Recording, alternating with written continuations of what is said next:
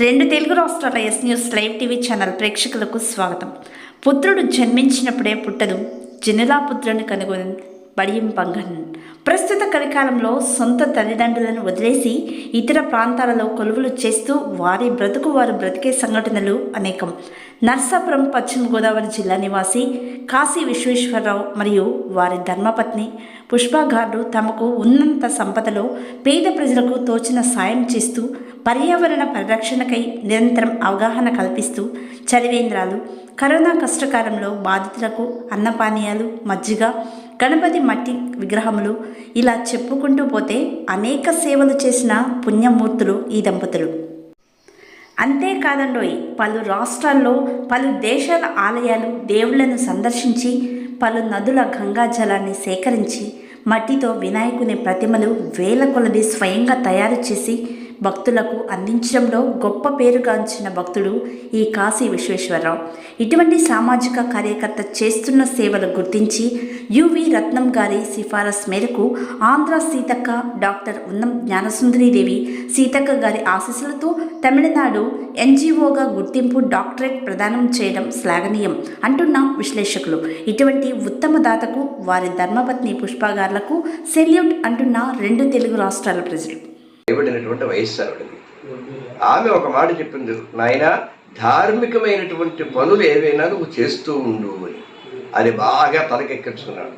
అందుకని ప్రతి వినాయక చవితి నాడు కొన్ని వందల వేల విగ్రహాలు అచ్చమైన పుట్టమట్టితో తయారు చేసి కొన్ని నెలల ముందు నుంచి కష్టపడి తయారు చేసే వ్యయము ప్రయాస కూడా రెండూ పొంది అవి ప్రజలందరికీ ఊరికే పంచిపెడుతూ ఉంటారు. ఎందుకో ఈ మట్టి విగ్రహానికి పూజ చేయండి, మీరు ఏదో ప్లాస్టర్ ఆఫ్ ప్యారిస్ లేదంటే ఈ రసాయనాలు కలిపిన విగ్రహాలకు కాదు, ఆ వాతావరణాన్ని కాపాడండి అని అందరికీ ఊరికి ఇస్తూ ఉంటారు. సరే, ఇంకా కార్తీక మాసం వచ్చింది అంటే సామూహిక సత్యనారాయణ వ్రతాలు జరుపుతూ ఉంటారు. ఈ ధార్మిక చింతన, ధార్మిక ప్రవృత్తి ఈయనకు కలిగింది కేవలం వారి అమ్మగారి వాక్కును శిరస వహించడం వల్లనే. అటువంటి అమ్మకు కూడా పూజ చేయాలి అని కోరిక కలిగి ఆ తల్లి యొక్క పాదాలు 16 అండి, 1, 2 కాదు. భారతదేశంలో ఏ పవిత్ర నదులైతే ఉన్నాయో ఆ పవిత్ర నదులలో ఒక 16 నదుల నుండి జలాన్ని పట్టుకొచ్చి ఆ జలంతో ఆ తల్లిగారి యొక్క పాదములను ప్రక్షాళన చేసి పువ్వులతో అలంకరించి పూజ చేశారు అంటే నిజంగా ఆయన ధన్యజీవి.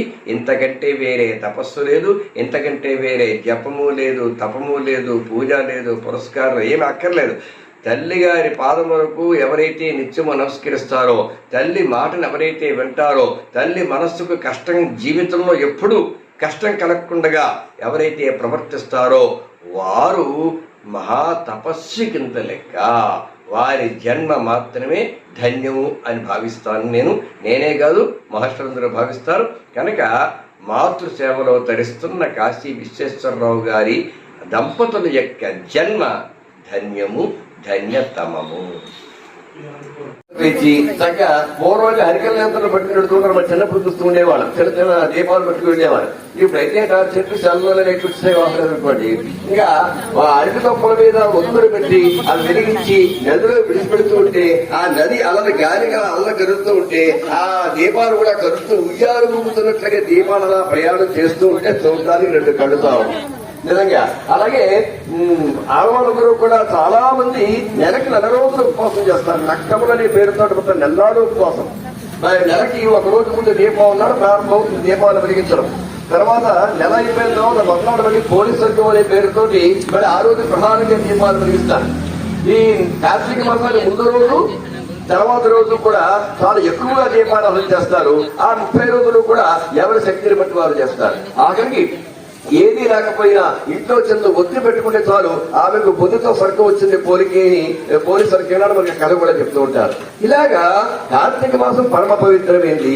సత్యనారాయణ స్వామి వ్రతం అంటే ఎవరి ఇంట్లో పెళ్లైనా, ఓ గృహప్రవేశమైనా, ఇంకా అది ఇది లేదు, ఏదైనా ఒక ప్రధానమైన కార్యక్రమం జరిగితే వెంటనే చేసేది మనం గోదావరి జిల్లాలో ముఖ్యంగా, ఇంకా తెలంగాణలో కూడా చేస్తుంటారు, ఎక్కడైనా చేస్తుంటారు.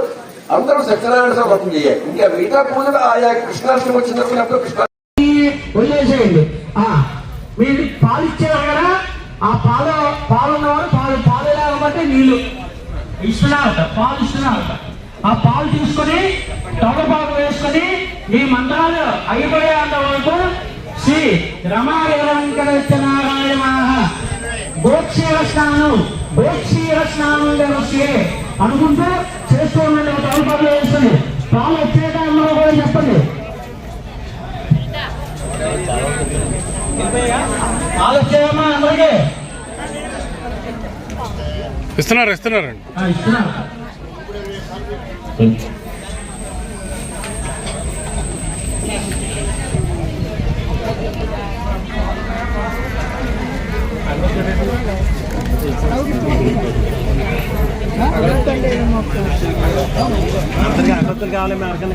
బ్రహ్మమురారిసురార్చితలింగం నిర్మలభాసితశోభితలింగం జన్మ నరసాపురం పశ్చిమ గోదావరి జిల్లా మాది. నేను 18 సంవత్సరాలు సేవా కార్యక్రమం చేస్తాను. ఇలా ఉంటుంది, ఇలా చేస్తానని కూడా తెలియదు. మన సాయంత్రం సార్ ఫోన్ చేసి ఇస్తానంటే నాకు అసలు సార్ అంటే ఏంటో తెలీదు. అటువంటిది ఇంత గొప్పగా చేసినందుకు వెరీ వెరీ ధన్యవాదాలండి. వస్తారని మేడం గారికి, సార్కి నేను ఇంత సేవా కార్యక్రమం చేసినందుకు, గుర్తించినందుకు వెరీ వెరీ ధన్యవాదాలండి. సార్ లాస్ట్ తిరుపతిలో పాండిచ్చేరిలో ఈరోజు చేస్తున్నాము. అలాగే కరీంనగర్లో రేపు నెల 6వ తారీఖు ఉంది. ఇక్కడ రాదగ్గ అతిథులు ఎవరైనా ఉంటే దయచేసి ప్రోగ్రాంకి ఆహ్వానితులు. ఈ తెలుగు కళారత్నాలు సాంస్కృతిక సేవా సంస్థ ఆధ్వర్యంలో నిరంతరంగా కార్యక్రమాలు ఇలాగే కొనసాగుతూ ఉంటాయి. దానికి ముఖ్య కార్యకులు రత్నం గారు చేతులు అరిగిపోయేలాగా, కాళ్ళు అరిగిపోయేలాగా